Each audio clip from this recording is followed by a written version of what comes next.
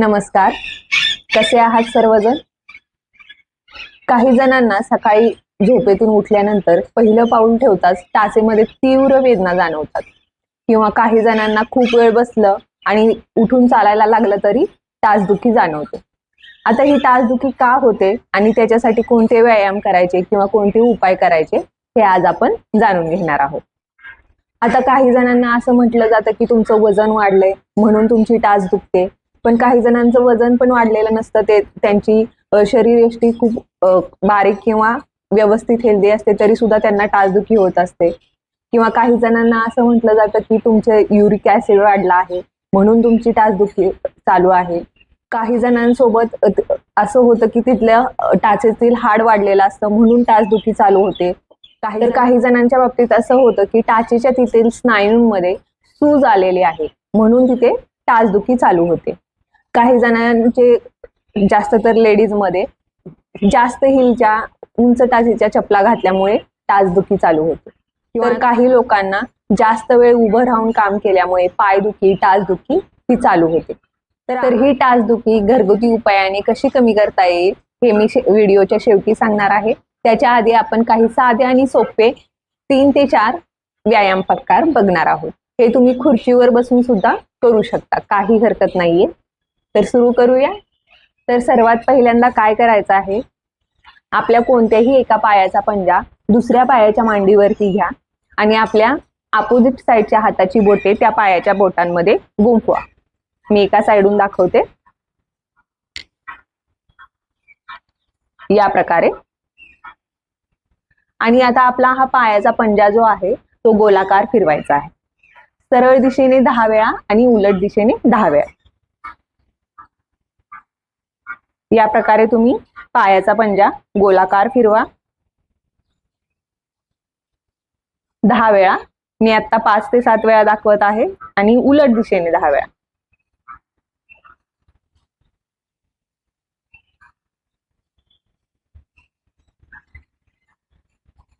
जर तुमची हाताची बोटे पायाच्या बोटांमध्ये गुंफत नसतील, अडकत नसतील, तर तुम्ही पायाच्या बोटांना पकडून सुद्धा हा एक्सरसाइज करू शकता. या प्रकारे प्रत्येक एक्सरसाइज तुम्ही खुर्चीवर बसून सुद्धा किंवा बेडवर बसून सुद्धा करू शकता. या प्रकारे सरळ दिशेने 10 वेळा आणि उलट दिशेने 10 वेळा, दोन्ही पायांसोबत. आता काय करायचं आहे, आपण आपले पाय सरळ ठेवून पुढे बसायचं आहे. तुम्ही भिंतीला टेकून सुद्धा बसू शकता. आपल्याला शक्य होईल तेवढं फक्त पायाची बोटे पुढे घ्या आणि मागे घ्या, पुढे मागे, या प्रकारे शक्य होतील तेवढी.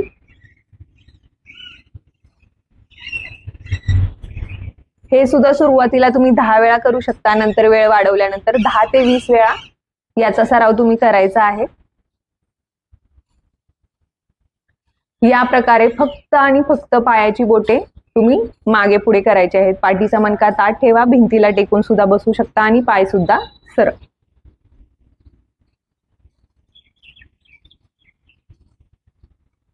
आणि विश्रांती, रिलॅक्स.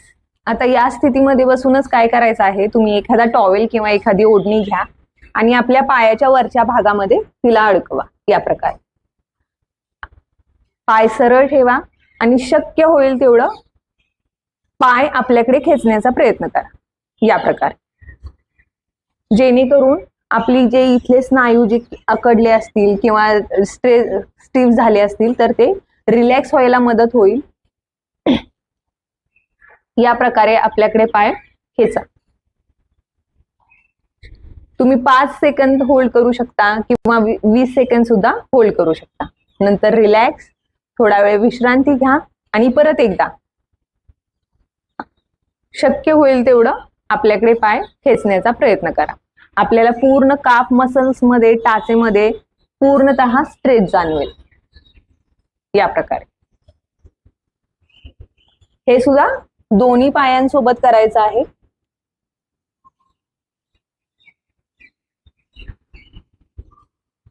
शक्य होईल तेवढा पाय आपल्याकडे खेचण्याचा प्रयत्न करा. पायाच्या वरच्या बाजूला ओढणी किंवा टॉवेल घेऊन हा तुम्ही व्यायाम करू शकता. आणि रिलॅक्स, विश्रांती आता पुढच्या व्यायामासाठी आपल्याला उठून उभं राहावं लागेल. तर यासाठी काय करायचं आहे, आपल्या घरामध्ये एखादा जो हार्ड कठीण मध्ये जो बॉल असेल, टेनिस बॉल असतो आपल्या मुलांकडे प्रत्येकाकडे असतो, तो बॉल घ्यायचा आहे आणि तो आपल्या तळव्याखाली ठेवायचा आहे, पायाच्या तळव्याखाली. आणि पायाच्या बोटांपासून ते पायाच्या टाचेपर्यंत हा बॉल पायाचा दाब देऊन मागे पुढे करायचा आहे. या प्रकारे शक्य होईल तेवढा तुम्ही दाब द्या. तिथल्या नसा रिकाम्या होतील, रक्त पुरवठा सुरळीत होण्यास मदत होईल आणि पायांच्या नसांना, पायाच्या तळव्यांना व्यवस्थित मसाज मिळून जाईल. या प्रकारे कोणताही कठीण बॉल घेऊन किंवा कठीण वस्तू घेऊन तुम्ही या प्रकारे हा व्यायाम करू शकता. हा व्यायाम करत असतानाच जाणवेल की तुम्हाला आपले पायातील स्नायू रिलॅक्स व्हायला सुरुवात होत आहे. दुसऱ्या पायासोबत मागे पुढे बॉल करायचा आहे आणि पायाचा तुम्हाला जमेल तेवढा बॉलवरती दाब द्या.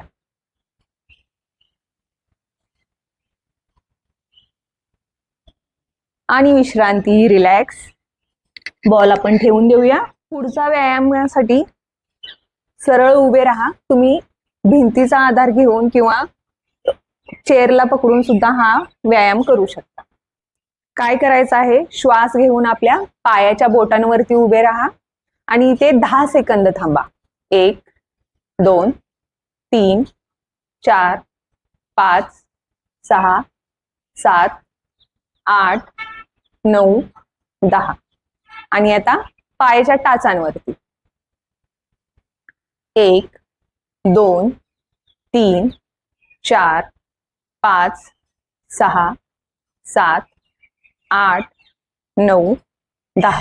या प्रकारे म्हणजे आपल्याला पायाच्या बोटांवरती 10 सेकंद थांबायचं आहे आणि नंतर पायाच्या टाचांवरती 10 सेकंद थांबायचं आहे. या प्रकारे तुम्ही हा व्यायाम करायचा आहे.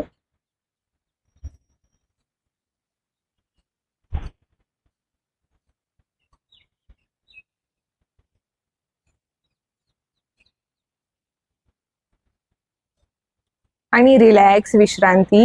या व्यायामाने काय होणार आहे, जे आपल्या पूर्ण पायातील रक्तपुरवठा जो आहे तो सुरळीत होणार आहे. प्रत्येक नसा ह्या रिकाम्या होण्यासाठी मदत होणार आहेत आणि ज्यांचे पाय दुखतात किंवा काफ मसल्स दुखतात, टाच दुखतात, त्यांच्यासाठी हे प्रत्येक व्यायाम खूप प्रभावी आहे. तर अशा प्रकारे तुम्ही खुर्चीवर बसून, बेडवर बसून सुद्धा हे साधे आणि सोपे व्यायाम करू शकता.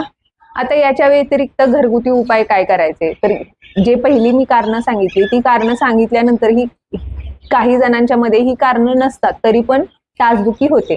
तर ही का होते, तर आयुर्वेदानुसार आपल्या शरीरामध्ये आमदोष वाढला तर आपल्याला सांधेदुखी किंवा शरीरामध्ये कुठे ना कुठे वेदना व्हायला सुरुवात होते. मग त्यामुळे बद्धकोष्ठता वाढते आणि त्यामुळे सुद्धा आपल्याला त्याचे परिणाम शरीरावरती दिसू लागतात. तर हा आमदोष कमी करण्यासाठी काय करायचं आहे, रात्री तुम्ही वेळच्या वेळी जेवण घ्या, मसालेदार पदार्थ टाळा, शरीराला जेवढं गरजेचं आहे, जेवढं पुरेसं आहे तेवढं पाणी प्या आणि त्याचबरोबर रोज रात्री झोपताना किंवा जेव्हा तुम्हाला दिवसभरात वेळ भेटेल त्यावेळेस एक बकेट घ्या किंवा टब घ्या आणि त्यामध्ये कोमट पाणी किंवा गरम पाणी तुम्हाला सहन होईल तेवढं घ्या आणि त्याच्यात थोडंसं मीठ टाकून पायांना व्यवस्थित शेक द्या. याने सुद्धा पाय दुखणे, टाच दुखणे, पायाची बोटे दुखणे, घोटे दुखणे हे कमी येते. जर उंच टाच घातल्यामुळे जर तुम्हाला पायदुखीचा त्रास होत असेल तर शक्य तेवढी उंच टाच, चपलांची उंच टाच घालणे टाळा. त्यामुळे हळूहळू आपल्याला नंतर कमरेचा त्रास सुद्धा सुरू होऊ शकतो. त्यामुळे जर उंच टाचेमुळे जर तुम्हाला याचा त्रास होत असेल तर ते कधीही टाळणं चांगलंच. पायांना रात्री तळव्यांना गरम तेलाने मसाज करा. तर काही सांगितलेले साधे सोपे व्यायाम, घरगुती उपाय नक्की करून बघा.